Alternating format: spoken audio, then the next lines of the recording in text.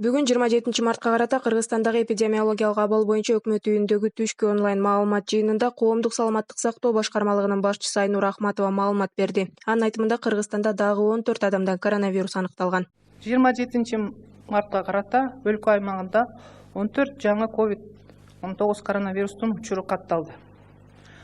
Алардын 7-си Жалал Абад облусунун Сузак районуна жана 7 учур Ош облусунун аймагында катталды. Кара Суу районунда 1 учур, Ноокат районунда 3, Өзгөн районунда 3, 14 кишинин ичинен 10 аял киши, ал эми 4 эркек киши.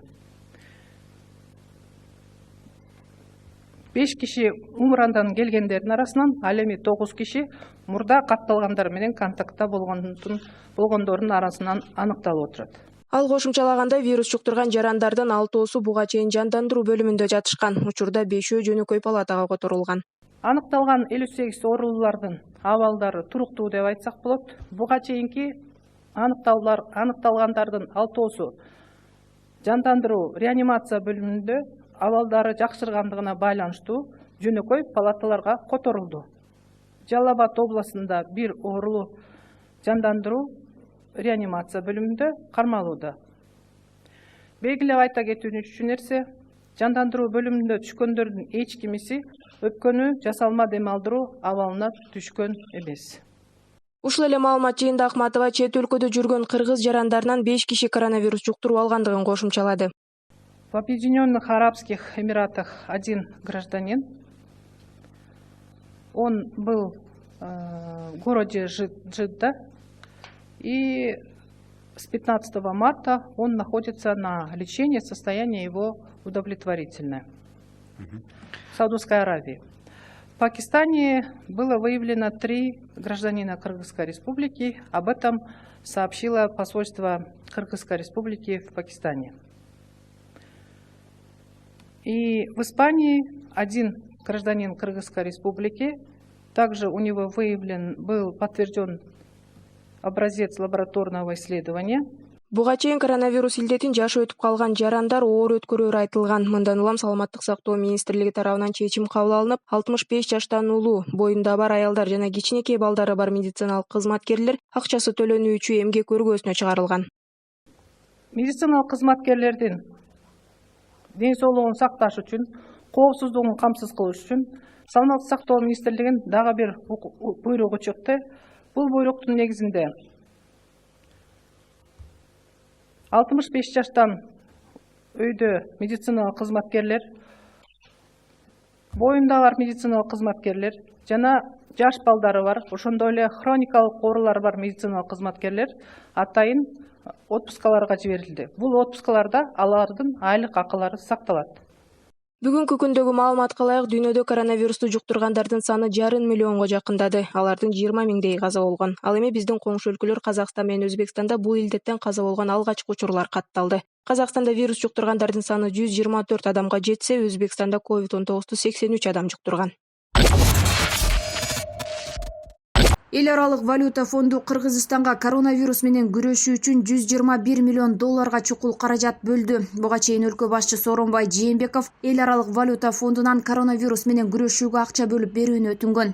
Эл аралык валюта фондунун башкаруу кеңеши чечимди тез арада кабыл алып, мүчө өлкөгө тездик менен каржылык жактан жардам көрсөткөн биринчи учур. Көп өтпөй өлкөнүн каржы министри Бактыгүл Жээнбаева маалымат жыйын берип, эл аралык валюта фонду Кыргызстанга бөлгөн насыя өлкө бюджетин колдоого жумшалаарын жар салды. Это первый чрезвычайный кредит МВФ в рамках помощи, оказываемой с начала вспышки пандемии COVID-19.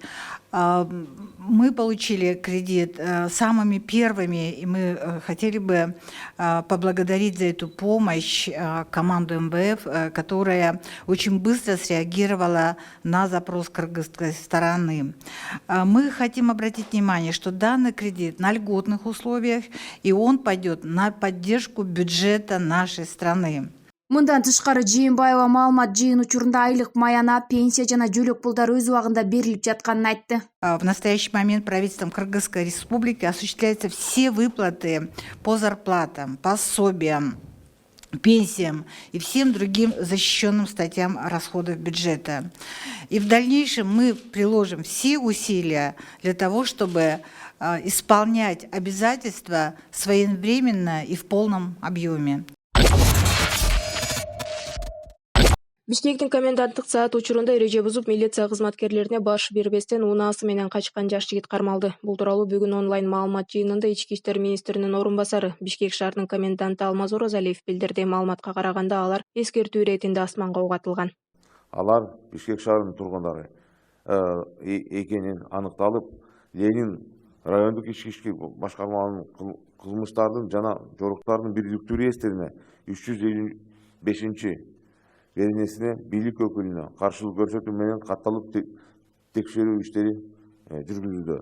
Ал 27 мартка караган түнү Кыргызстандын коронавируска байланыштуу өзгөчө абал жарыяланган аймактарында коменданттык саат эрежелерин бузган 241 адам милиция бөлүмүнө жеткирилгендигин кошумчалады. Белгилей кетсек, 2020 жылдын 25 мартынан баштап 15 апрелине чейин Бишкек, Ош, Жалал-Абад шаарында, Ноокат жана Кара Суу, Сузак райондорунда өзгөчө абал киргизилген.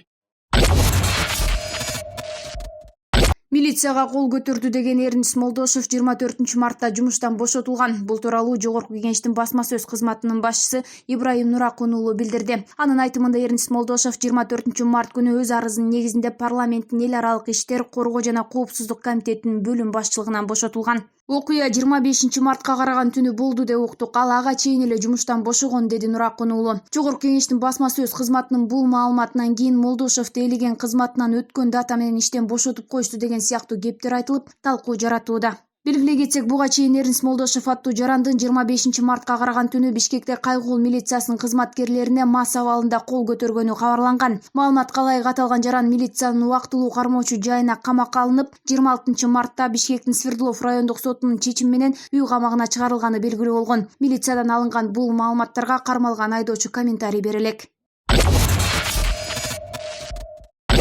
Жогорку Кеңештин депутаты Дастан Бекешев быйыл өтө турган жергиликтүү кеңештердин жана парламенттин депутаттарын шайлоону кийинки жылга жылдыруу демилгесин көтөрдү. Бул тууралуу ал Фейсбуктагы баракчасына жазды. Эл өкүлү коронавирус пандемиясынын өлкө экономикасына терс таасир тийгизип жаткандыгын, президент менен өкмөт акча табуу жана чыгымдарды азайтуу үстүндө иштеп жаткандыгын белгилеп өткөн. Ал президентке жана спикерге кайрылып, ушундай жол менен казынадан 1 миллиард сом үнөмдөп турууга болорун, шайлоону 2021 жылдын апрель айында өткөрүү сунушун ортого салган. Ошондой эле кесиптештеринин бул маселени Жогорку Кеңештин жалпы жыйынында талкуулоого чакырган. Бекешев мындан сырткары быйыл октябрь айынан тартып парламенттин депутаттарына айлык, сыйакы жана квартал сайын берилип туруучу акчаны токтотуп турууну сунуш кылды.